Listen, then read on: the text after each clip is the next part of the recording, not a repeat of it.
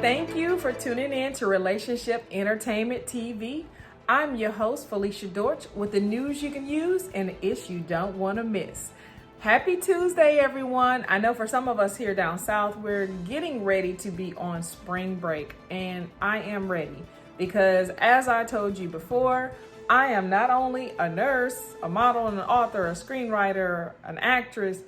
I actually homeschool my kids for real. So this wasn't something that happened during the pandemic. This is something that I've been doing. So I am ready for a break, and I'm absolutely positively sure that they are ready for a break as well.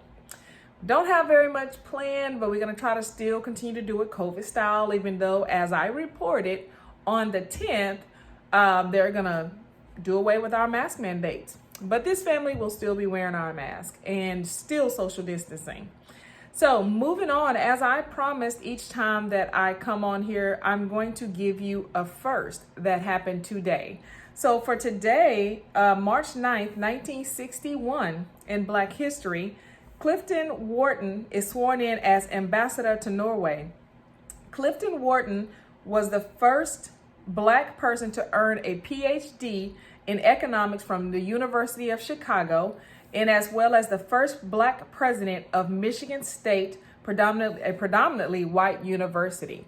So that is pretty amazing. So that happened on today, March 9th in 1961. So let's talk about it. What I like to bring to you today has been hitting the headlines since, earlier this week. Actually on yesterday, it hit the Black Enterprise. So you'll find this story on blackenterprise.com, and it's hopefully I'm pronouncing her name correctly, and if I'm not, I apologize. Maya Shaka makes NFL history as the first Black female referee, and I wanted to talk about that for two reasons. One, today is International Women's Day, so happy International Women's Day to all of you phenomenal women out there. And two, because she's an African American female, very first in NFL history to be a referee. So, the Today Show reported that the Virginia Beach-based physical education and health teacher has trained with the Football League since 2014. She was overjoyed to hear that her hard work and effort landed her the job. So that is very phenomenal. This is quoted from her. "It didn't really hit me until just now," she said in an interview with The Morning Show. "When I saw the introduction, I'm like, this is really real, because this is just something that we just always taught to work hard for.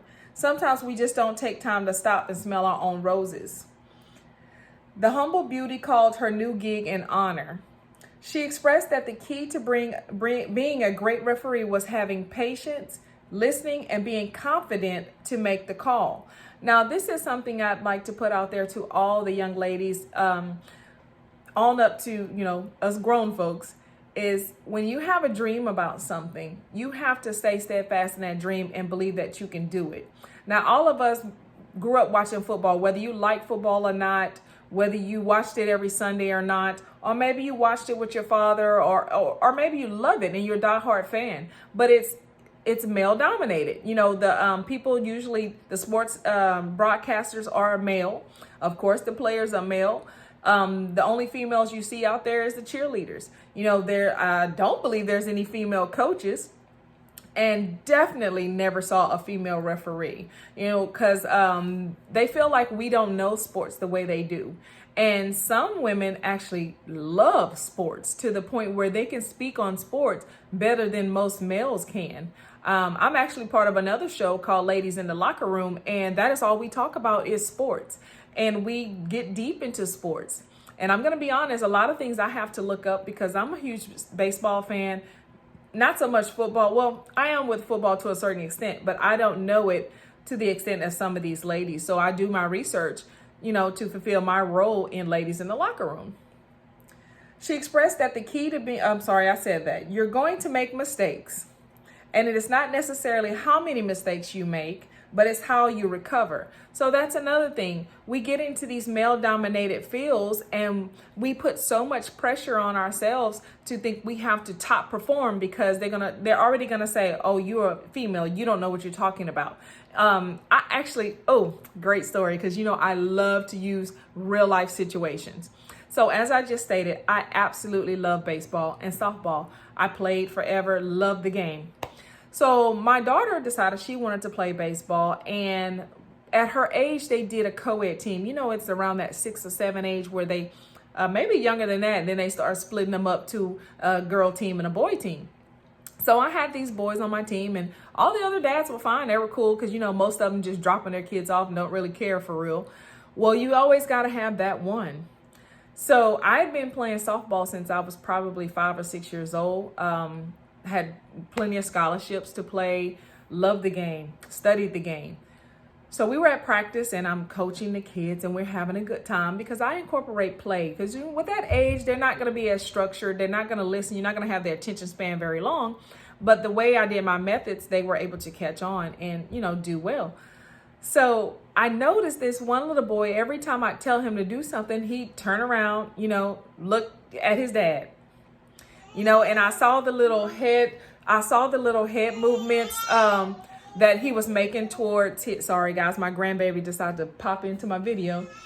I saw the little hand gestures and head movements that he was doing with his son. So I was like, oh, okay. I kind of figured, I understand what's going on.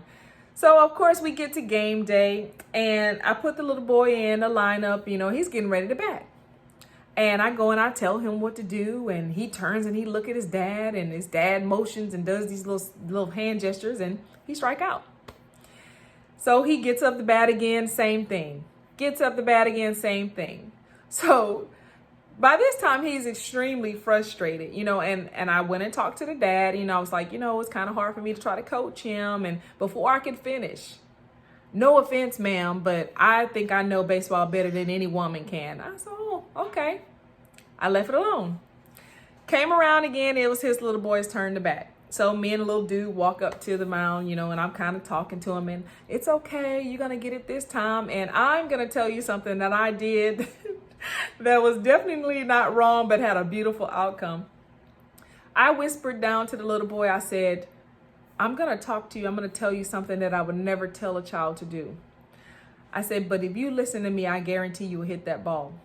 So I told him how to stand, how to hold the bat. I put him up there and got him ready because they allowed the coaches to go all the way out that far, So I get him to the plate, and he gets his stands, and I'm telling him how to look, how to swing. We do a little practice swing.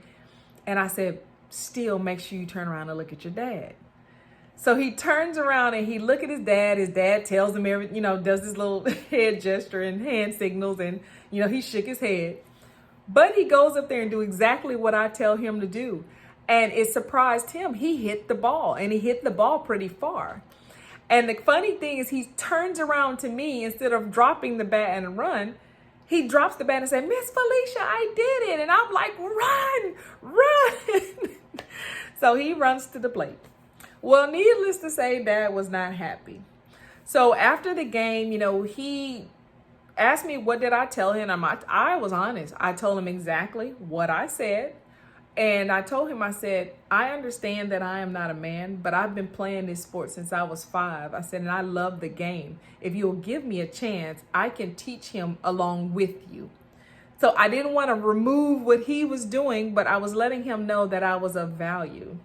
So that's just knowing your place, just like Miss Maya Shaka is doing. She knows that she can make mistakes, but she knows how to correct them, and she knows that she belongs as a referee in the NFL, just like any male would.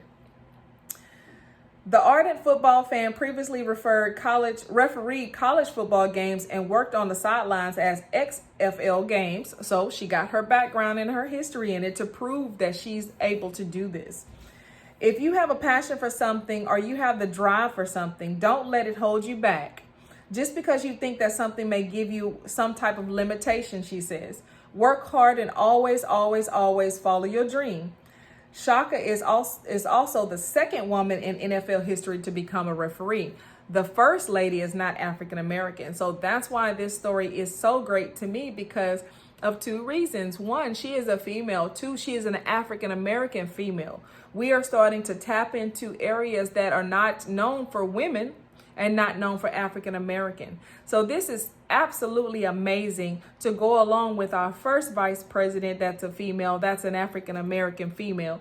So it makes me very proud to bring this story to you. I'm sure you guys have all heard about it. If you have not, definitely read about it, because it is something that you should share with your daughters. Let them know that you can do anything, because my daughter loves sports. It's so funny that when she decided she wanted to be a cheerleader for the Little League football team, and she enjoyed it, but she was so focused on the football aspect of it. One day during cheer, they weren't doing so well, and she was like, "Mom, can I just play football? I know what they need to do. They need to do this and this." And it was hilarious, because here it is, this little bitty girl in this little cheerleading outfit, rather put on the pads and run the ball down the field, because she has the eye on the field, and she sees things that maybe they don't see. And it was hilarious. I didn't let her play because of the stereotypes. And, girls don't play football, boys play this, and girls play that, and honestly, at that young of age where they're not hitting as hard, I probably should have let her try it, Not saying that I would be excited about my daughter playing with grown men in the NFL. Maybe she could play on the women's team. But my point is to encourage her to step out of her comfort zone and try something that she loves. If you love it, you just love it. The same with women mechanics, women that drive trucks. So if you out there and you have a dream, please don't let being a woman stop you. And this is a great story for today. And I hope it encouraged you. I hope it inspired you, educated you on some aspect, and definitely entertained you with my silly stories. So thank you again for tuning in to Relationship Entertainment TV. I'm your host, Felicia Dortch, with the news you can use and the ish you don't want to miss. I will see you next Thursday. Thank you. Bye-bye.